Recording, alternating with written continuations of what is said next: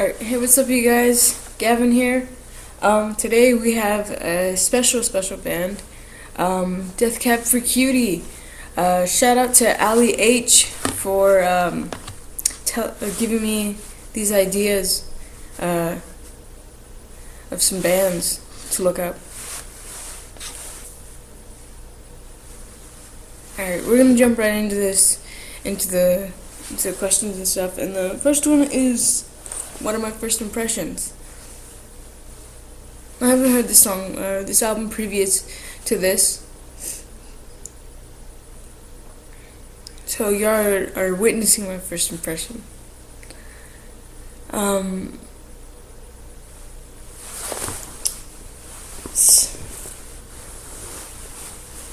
It's definitely likable. You can definitely tell it's Death Cab for Cutie for sure.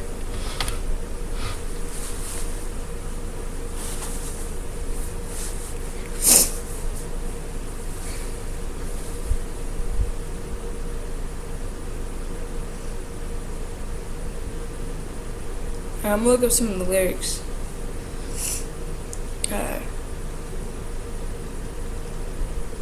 Let's see.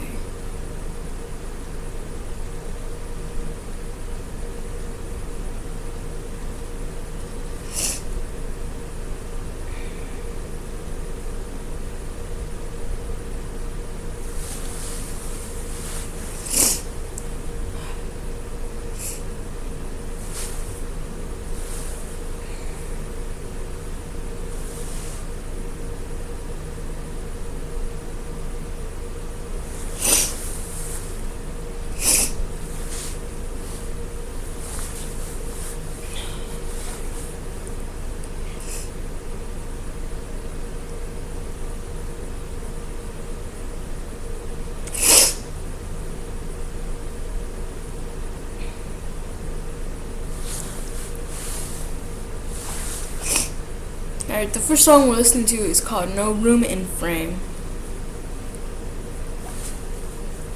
Now, the only song I've really heard from Death Cab, if you don't already know, Death Cab for Cutie is consists of, it's from this one guy, the lead singer. He has another band, or I don't know if they're still running, but I know he has another band besides Death Cab for Cutie, or he did. I think it was the Postal Service, which I liked some of their stuff. I think I preferred some of their stuff. Death Cab for Cutie was not exactly my style. I mean, arguably it was about the same. He basically took what he had from there. It's like Tool and Perfect Circle. Like, there's not much of a big difference. So it's, I don't know where to begin. There's too many things that I can't remember. Me with albums. As I disappeared like a trend in the hum of the 5 in the early morning. And now I'm taking my time up through Carolinga, through the valley. This highway lived in my mind. It takes me back to the place that made me. Was I in your way when the cameras turned to face you? No room in frame for two. You cannot outrun a ghost. Speeding southbound lanes with abandon. It catches you on the coast, on the cliffs of the Palisades. You killed the engine, and then it hovers above, reeling bodies failing to discover the thing that once knew as love, raising their voices to convince one another. Was I in your way when the cameras turned to your face? No room in frame for two. And how can I stay in the sun when the rain flows all through my veins? It's true. And I guess it's not a failure we could help, and we'll both go on to get lonely with someone else. Was I in your way when cameras turned to face you? No room in frame for two. And how can I stay in the sun when the rain flows all through my veins? It's true. And I guess it's not a failure. We could help, and we'll both go on to get lonely with someone else. Alright, so I'm definitely there's lots and lots of hints of love and loss. I'm not entirely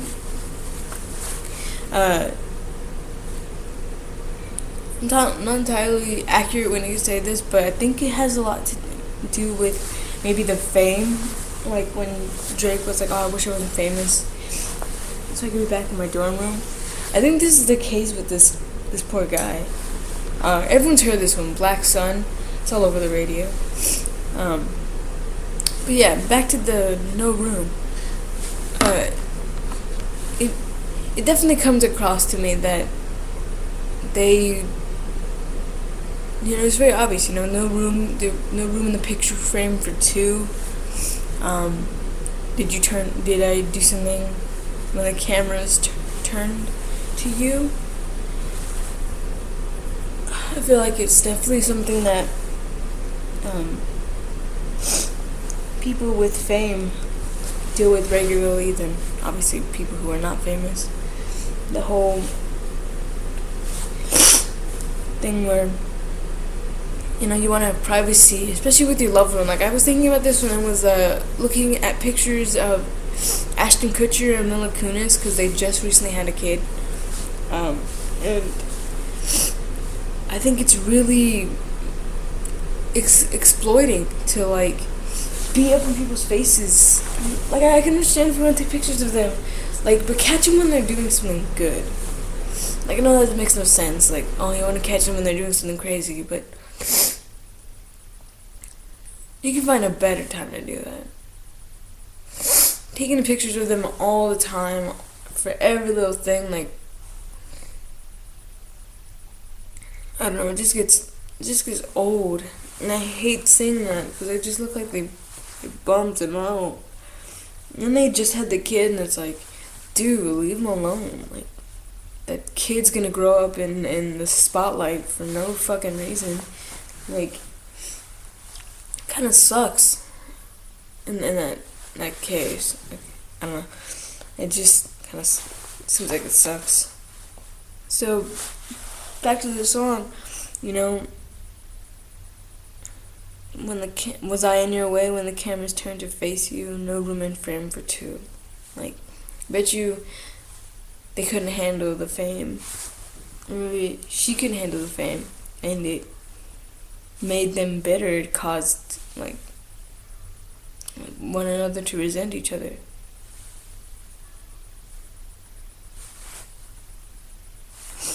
And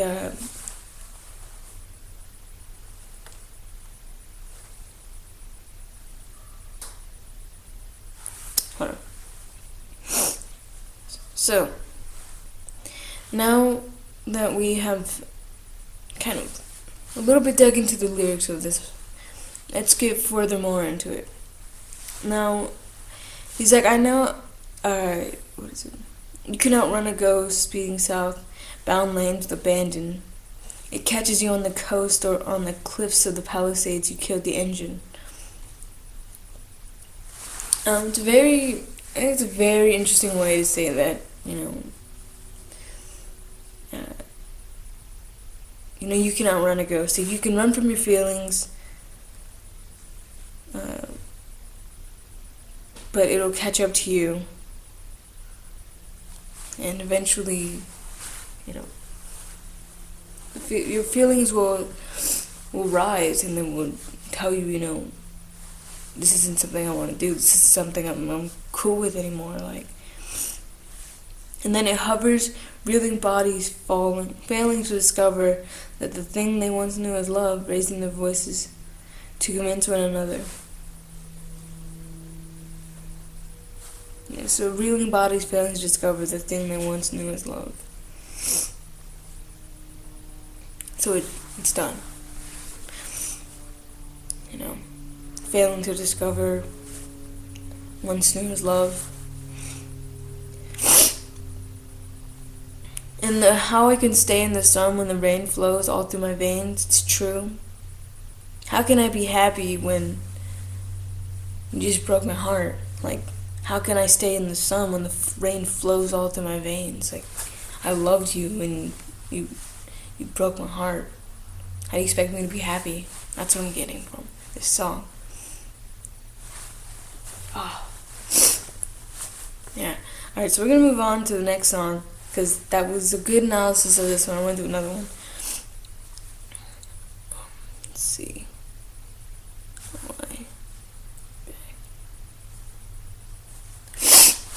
So, we're going to look at Black Sun.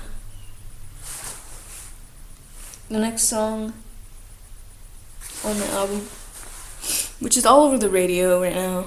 Like, probably not as much as I'm putting it out there to be, but it's out there on the radio right now, and it's a good song. Like, when I heard it, I was like, oh shit, it's the Death Cab for Cutie, and I don't know, it's kind of pumped, it's kind of hyped about it. But here we go. So it's called Black Sun,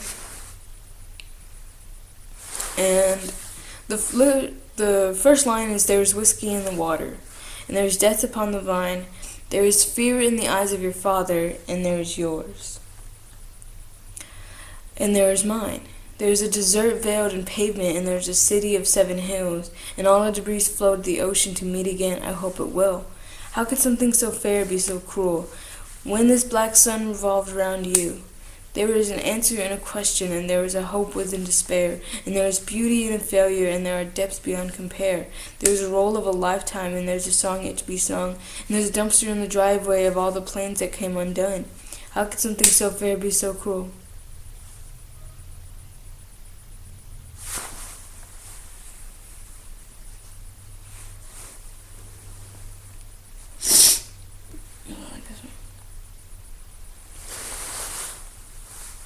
How could, when the black sun revolved around you, how could something so fair be so cruel? When this black sun revolved around you. And then it comes back to, there was whiskey in the water. Now, it definitely feels like the aftermath of a breakup. Like, when there's whiskey in the water, like, first off, it's gonna burn your eyes, it's gonna burn your skin, and if you drink it, you're going to get dehydrated. And being dehydrated in water is really, really dangerous. And it's really life-risking. So, definitely get what he's trying to say. Like, this breakup almost killed him. And the next line is, and there is a death upon the vine. Well, yeah, it goes back to what I was saying. There's fear in the eyes of your father, and there is yours, and there is mine.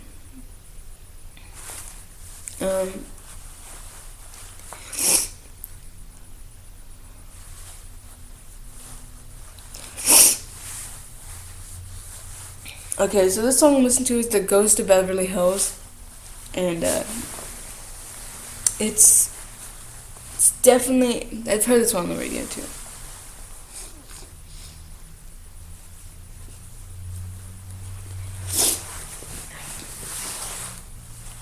Alright, so yeah, back to what I was saying. It feels like a good way to say that, you know, I miss you, and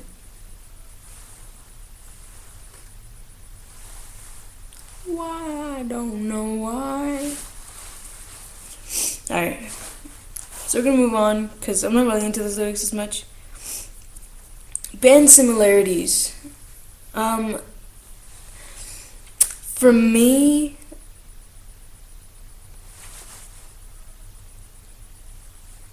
I've never really thought of anyone that was like Death Cab. I know there's probably a lot of y'all probably thinking, dude, wait, don't you know about this band? Don't you know about that band? That band? Like, there's so many bands that are like them. Like, what are you talking about? Like, dude, I'm sorry. Death Cab for Cutie just seems like their own thing. Like, they have really complex lyrics. Just to say that they broke up with someone, and like,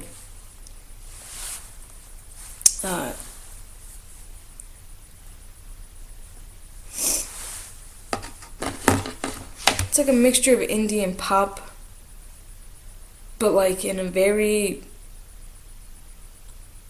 familiar way.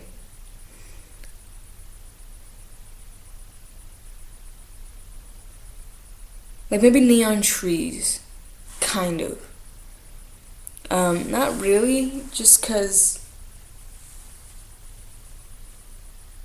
Neon Trees gets a little more hype than Death Cab does. Death Cab stays right in a nice area of where, you know, indie pop music needs to be. Like, it doesn't need to go anywhere else. It doesn't need to get too hype.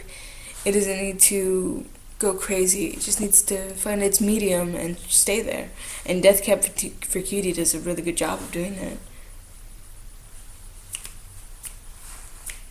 Like, it makes you want to dance, but it doesn't make you want to get hype. And I think that's the reason why Death Cab for Cutie has made it for such a long time is that they were able to find a middle ground before, I don't know, just for anyone else. I mean, they are an old band. If you look up how old Death Cab is, they're pretty old. Like, I remember Postal Service, like, that song I looked up was, like, in the 2000s. Like, I know we're in the 2000s right now, but, like, 2001, 2002, like, it's old. Alright, so, next song we're looking at is Little Wanderer.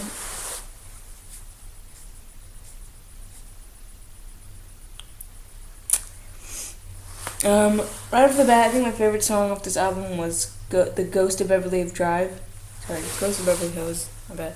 Ghost of Beverly Drive, just because it's really fun, it's really cute, and it's like, I don't know why, and it just stuck with me.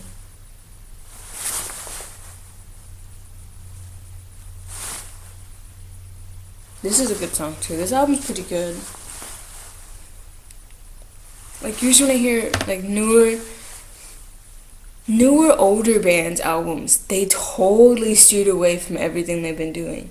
Like, I don't know why they decided, like, they just decided, okay, so we're a regular rock band, but we're gonna go pop. For no fucking reason. Like, just out of the blue, we're gonna surprise our fans, they're gonna love it. Like, no, stupid. We go to you because you're the good old rock band that we know and love. Stick to your formula. Did you write it down? Did you save it? Did you take a picture of it in class for your test? No, we didn't. You decided, fudge it, I'm gonna go pop and they're gonna have to like it. When they don't, just like, it's done? I don't know. Like, it's stupid. So, anyways, back to Kintsugi.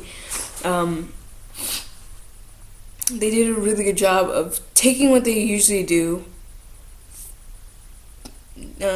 taking that familiarity and just finding something new in it. It's not exactly that hard.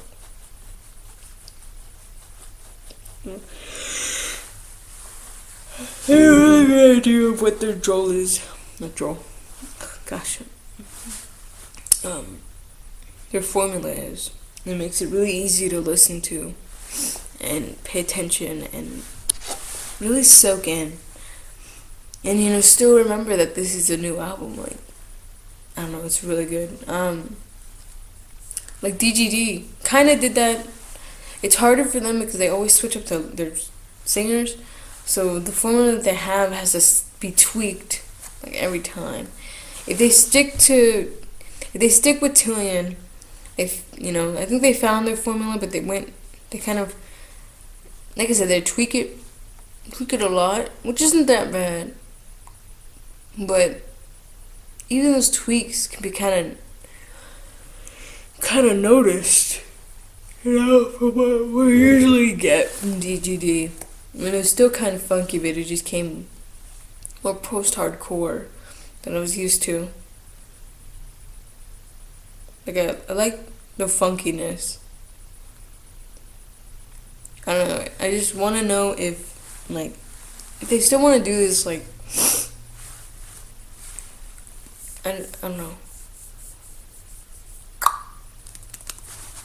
Anyways, so the next song is singing and screaming. Not this next song. My bad. The next thing I'm gonna talk about is the singing and screaming styles. Let's see. The singer for Death Cab has a really good voice, and it's very, very soothing.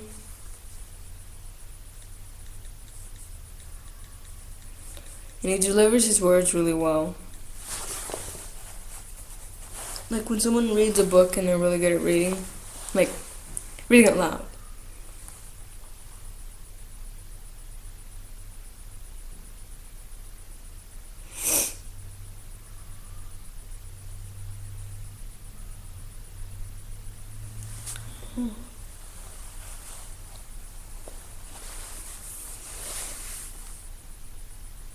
Yeah, that's like indie pop, indie rock.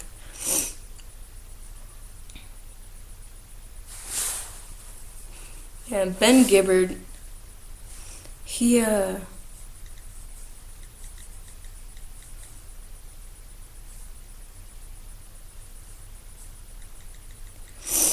a really good singer. I think he had some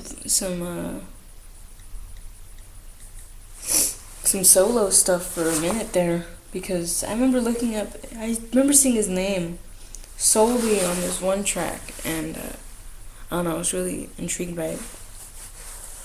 So his singing and screaming styles, or sorry, he doesn't really have screaming styles, but his singing is it's very soothing, like I said. It's very soothing, and it comes off like paternal. If you don't know what paternal means, it's pretty much like, how do I put this? Like a fatherly energy. Like there's maternal, which is a motherly energy, or a motherly tone or vibe. I know my ex, she was very maternal. Like no matter what she did, she just came off maternal. Like it was, I don't know if she really wanted to be a mom or not, but either way, it was just, her voice was so soothing and it was so maternal. Like, I don't know, she made me feel really warm. Because I was really close to my mom, or I am really close to my mom, and so being around someone who has a really, like, not heavy, I don't want to say heavy, but it's very evident that, you know, her voice is just maternal. Like, it's just hard to not be moved, I guess. But yeah, so coming back to Death Cab, that's what Ben Gibbard is really good at. He has a really paternal vocal, and it kind of soothes you in a way that if you're really close to your dad, or like you're into manly dudes or something, or you're just mostly just if you're close to your dad, you'll find this really soothing, really, really soothing. I find it soothing. I don't find it like... No, I find it pretty soothing. I'm kind of close to my dad. Like, I don't see him like every day. I see him like maybe every 2 weeks. I go to his house, and when I'm with him, like, I feel close. Even like when I'm like having a bad day or something. This video's going on like 22 minutes. I'm probably gonna let it roll on to like 25 latest, but like when I'm really like freaking out, or you know, having like a really hard time, like I'd call him. Like, he's my go-to. I don't know, he's really cool at chilling people out, or maybe just myself. I don't know if he ever like deals with that with anyone else. Oh, I love this. This is such a cute song. Yeah, this is Indie Guvenk. I'm gonna have to listen to this full, because right off the bat, oh, I love this. This song is so cute.